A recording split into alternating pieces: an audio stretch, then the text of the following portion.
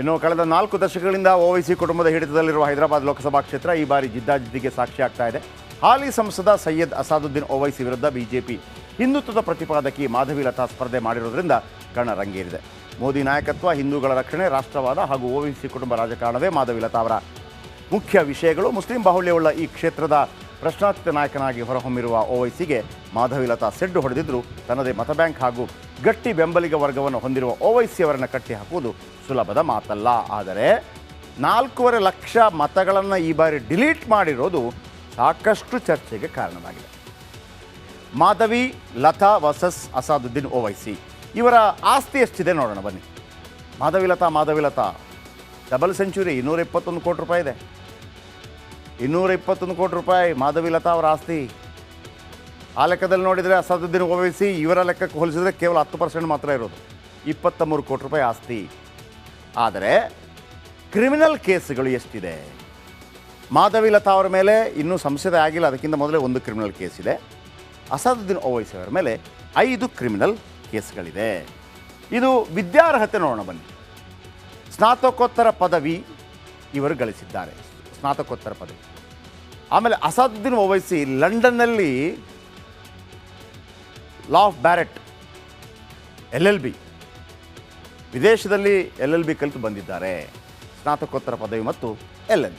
Okay, ಇನ್ನು ಹೈದರಾಬಾದ್ನ ವಿಶೇಷತೆ ಮತ್ತು ಓವೈಸಿ ವಿಶೇಷತೆ ಹೇಳ್ತೀನಿ. ಹೈದರಾಬಾದ್ ಕ್ಷೇತ್ರದಲ್ಲಿದೆ 7 ವಿಧಾನಸಭಾ ಕ್ಷೇತ್ರಗಳು.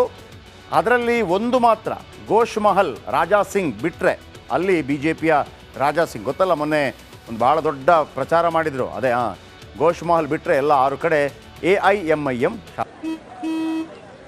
ನಡಿ ಈಗ ಶುರು ಮಾಡೋಣ.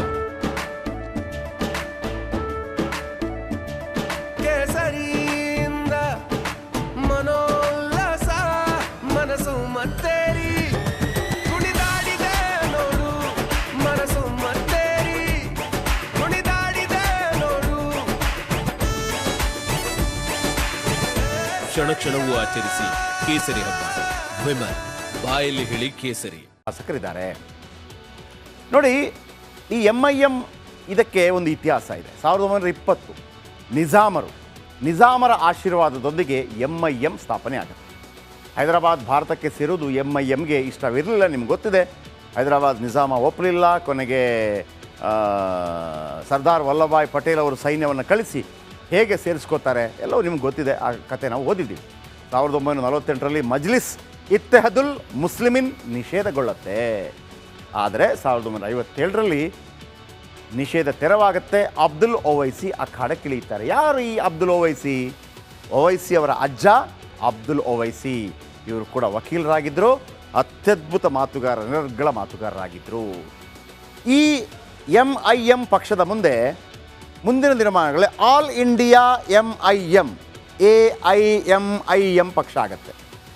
ಅಂದರೆ MIM ಇದ್ದರೆ ಅದೇ ನಿಜಾಮರ ಕಾಲದ ಪಕ್ಷ ಅನ್ನೋ ಕಾರಣಕ್ಕಾಗಿ ಒಂದು ರಾಷ್ಟ್ರ ವಿರೋಧಿ ಸೀಲ್ ಇರುತ್ತಲ್ವ, ಆ ರಾಷ್ಟ್ರ ವಿರೋಧಿ ಸೀಲನ್ನು ಹೋಗಲಾಡಿಸೋದಕ್ಕೆ ಆಲ್ ಇಂಡಿಯಾ MIM ಅಂತ ಹೇಳಿ ಆ ರಾಷ್ಟ್ರ ವಿರೋಧಿ ಕೊಳೆಯನ್ನು ತೊಳ್ಕೊತಾರೆ. ಅದಾದ ನಂತರ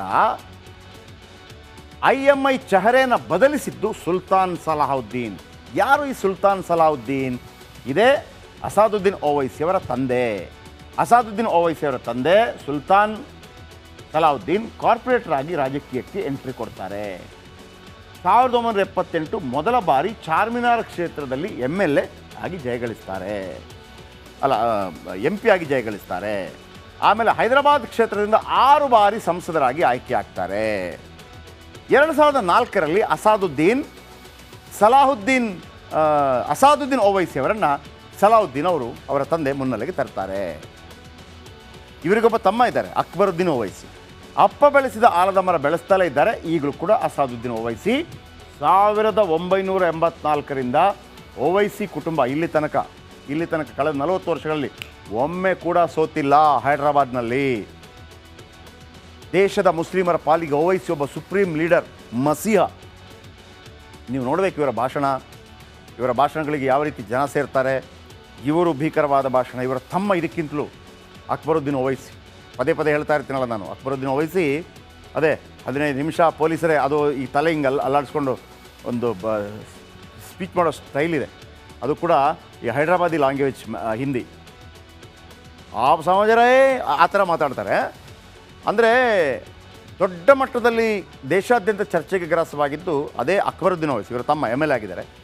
ಅಕ್ಬರುದ್ದೀನ್ ಓವೈಸಿ ಹಿಂದೂಗಳ ವಿರುದ್ಧ 15 ನಿಮಿಷ ಪೊಲೀಸರು ಸುಮ್ಕಿದ್ರೆ ಇವರಿಗೆ ನಾವು ಬುದ್ಧಿ ಕಲಿಸ್ತೀವಿ ಅಂತ ಒಂದು ಮಾತು ಹೇಳ್ತಾರಲ್ಲ, ದೊಡ್ಡ ಮಟ್ಟದಲ್ಲಿ ಚರ್ಚೆಗೆ ಗ್ರಾಸವಾಗಿತ್ತು.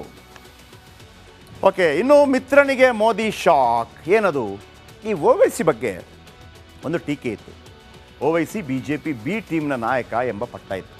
ದೇಶದ ವಿವಿಧೆಡೆ ಮುಸ್ಲಿಂ ಅಭ್ಯರ್ಥಿಗಳನ್ನು ಹಾಕ್ತಾ ಇದ್ರಂತೆ ಓವೈಸಿ. ಅಂದರೆ BJPಗೆ ಲಾಭ ಮಾಡ್ತಾಯಿದ್ರು ಅಂತೇಳಿ. ಕಾಂಗ್ರೆಸ್ ಮತ ವಿಭಜಿಸಿ BJPಗೆ ಲಾಭ ಮಾಡಿಕೊಡ್ತಾ ಇದ್ರಂತೆ. ಹಾಗಾಗಿ ಅವರು ಎಲ್ಲಿ ಬೇಕಿದ್ರು ಕೂಡ ಓವೈಸಿ ಕ್ಯಾಂಡಿಡೇಟ್ ಆಗ್ತಾಯಿದ್ರು. ಇವನ್ ಉತ್ತರ ಪ್ರದೇಶದಲ್ಲೂ ಕೂಡ ಕಳೆದ ಬಾರಿ ಒಂದು 72 ಗೆದ್ದಿತ್ತಲ್ಲ, ಅದಕ್ಕೂ ಕೂಡ ಇವರೇ ಕಾರಣ ಅಂತ ಒಂದು ಗುಸುಗುಸು. ಅಂದರೆ ವೋಟ್ ಶೇರ್ ಮಾಡಬೇಕು ಅಂತಂದರೆ ಅಲ್ಲಿ ಮುಸ್ಲಿಂ ಕ್ಯಾಂಡಿಡೇಟ್ ಹಾಕ್ಬಿಡೋದು, ಮುಸ್ಲಿಮರ ವೋಟೆಲ್ಲ ಒಂದು ಕಡೆ ಬಂದುಬಿಡುತ್ತೆ, ಆಗ ನಮಗೆ ಈಸಿ ಆಗುತ್ತೆ.